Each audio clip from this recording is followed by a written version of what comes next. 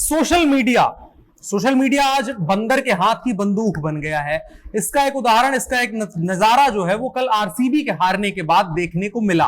लेकिन आज बड़ी खबर में हम सिर्फ उन फैंस की गलती की बात नहीं करेंगे, बल्कि इसकी शुरुआत करने वाले यानी विराट कोहली जैसे जो आज भुक्तभोगी बने हैं उनके पुराने पापों को याद करेंगे, जिन्होंने खेल में गाली गलौज को ट्रेंड बनाया।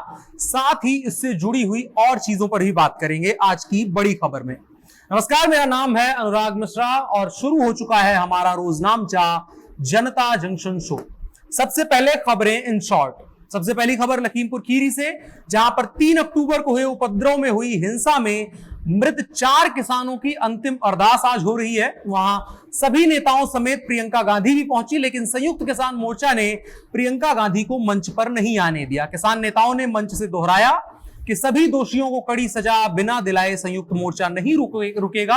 उन्होंने कहा आरोपी को तो गिरफ्तार कर लिया गया है, लेकिन उसके पिता यानी भाजपा सरकार में केंद्रीय मंत्री को भी सजा दी जाए। अगली खबर कोरोना वैक्सीन से जुड़ी हुई। अभी तक 18 साल के ऊपर के ही लोगों को कोरोना का वैक्सीन दी जा रही थी, लेकिन अब केंद्र सरकार ने 2 साल से 18 साल के बच्चों को भी कोरोना का देसी टीका लगाने की अनुमति दे दी है, जबकि WHO ने अभी तक कोवैक्सीन के उपयोग की अनुमति नहीं दी है बच्चों के मामले में।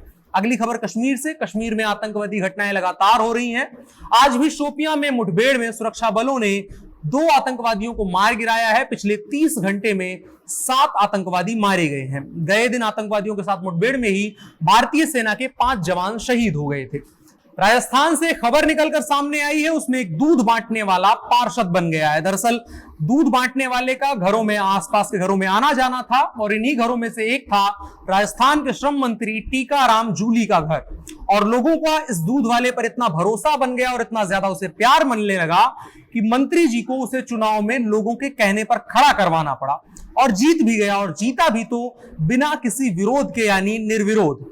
और आखिरी खबर पंजाब से, जहां पर पंजाब के कांग्रेस महासचिव हरीश रावत ने एक बयान दिया है जिसके माने इतने निकल करके आ रहे हैं, जिसके माने से कयास निकल करके आ रहा है कि कांग्रेस ने वर्तमान में तो चरणजीत सिंह चन्नी को मुख्यमंत्री बना दिया है, लेकिन जरूरी नहीं है कि अगर आगे चुनाव में कांग्रेस जीतती है तो वो मुख्यमंत्री बने रहेंगे।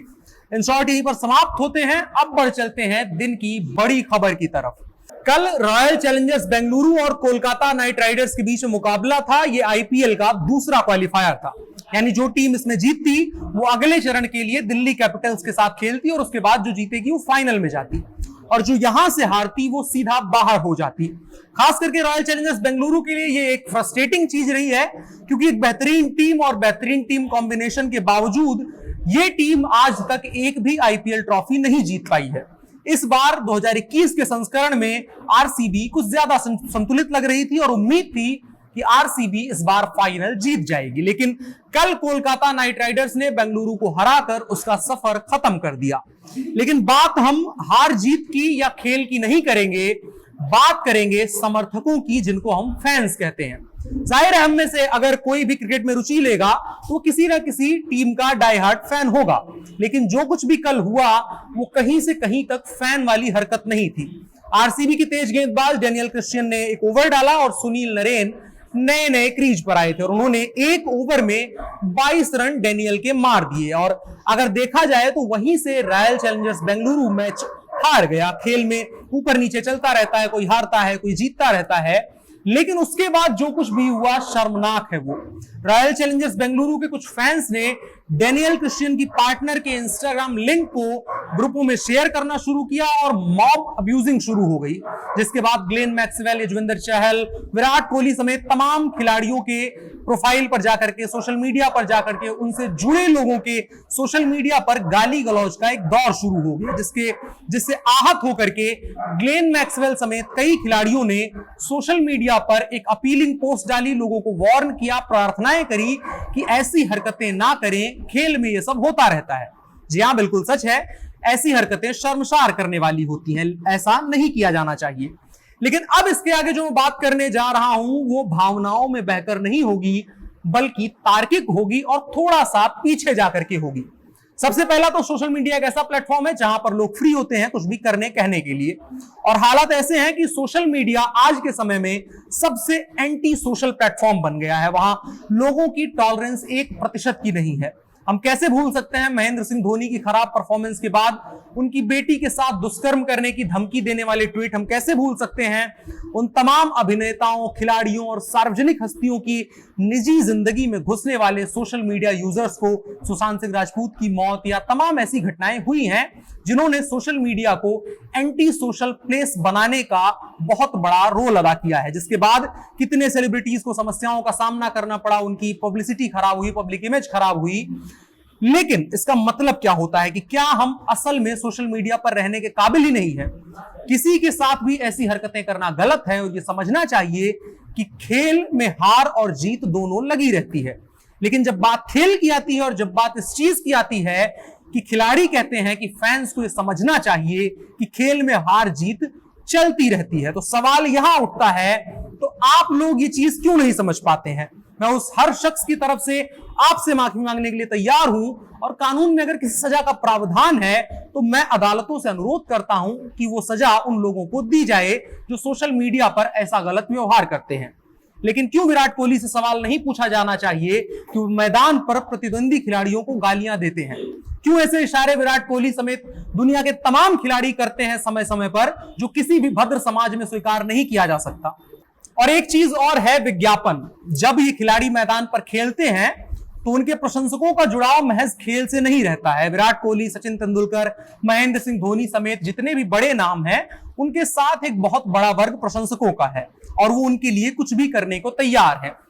अब उनको जब वो फॉलो करते हैं और वो खिलाड़ी ऐसे विज्ञापन करते हैं, तो उन विज्ञापनों की तरफ भी वो प्रशंसक वर्ग जाता है।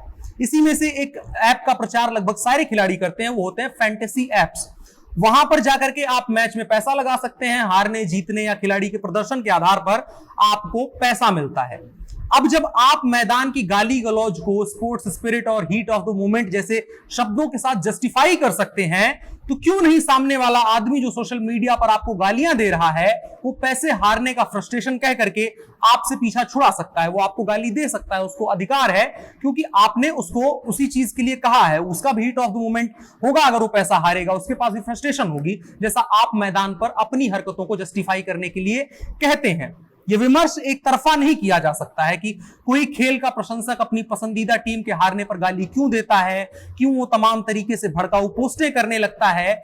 इसकी वजह आप ही लोग हैं, आप जो सेलिब्रिटीज हैं वही इस चीज की शुरुआत करते हैं, क्योंकि अब वहां पर महज खेल नहीं हो रहा होता है, उसके साथ साथ वो अपना पैसा भी आपके ऊपर लगा रहा होता है, और जब आप हार जाते हैं तो पैसा भी हार जाता है। तो समझिए इस चीज को कि सिर्फ आप जनता के ऊपर, दर्शकों के ऊपर आरोप नहीं लगा सकते हैं, ये चीज बिल्कुल गलत है। वो लोग गालियां देते हैं, अपमानजनक पोस्ट करते हैं, लेकिन उतना ही गलत आपका सट्टेबाजी के लिए प्रेरित करना है, उतना ही गलत हीट ऑफ द मोमेंट के नाम पर मैदान पर प्रतिद्वंदी खिलाड़ियों और टीम्स को गाली देना है।